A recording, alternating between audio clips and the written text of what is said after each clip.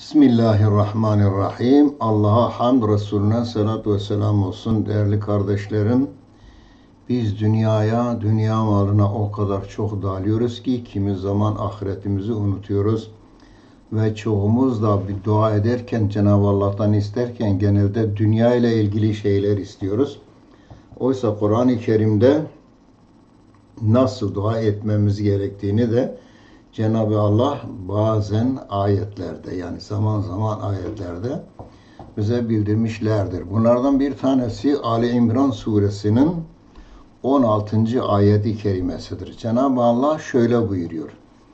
Rabbena innena amennâ feğfir lena zunubena ve qina azabennar.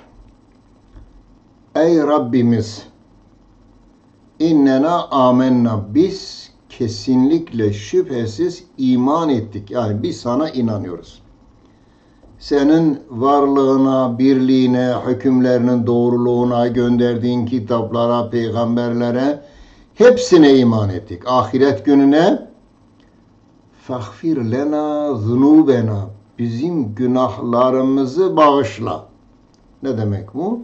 İnsanız, peygamberlerin dışında hepimiz ufak tefek ya da büyük günahlarımız vardır. Peygamberler günah işlemezler. Onların sıfatlarından bir tanesi de ismettir. Yani günahlardan beridirler. Cenab-ı Allah onların günah işlemesini engellemiştir.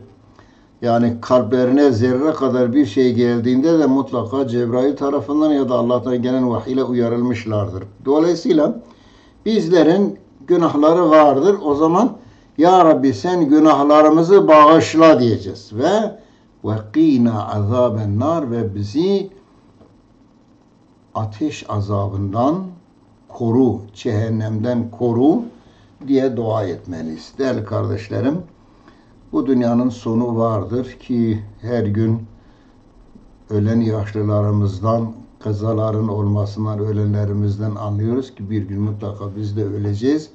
Allah'ın huzuruna gideceğiz ve ona hesap vereceğiz. O zaman günahlarda ısrar etmeyeceğiz.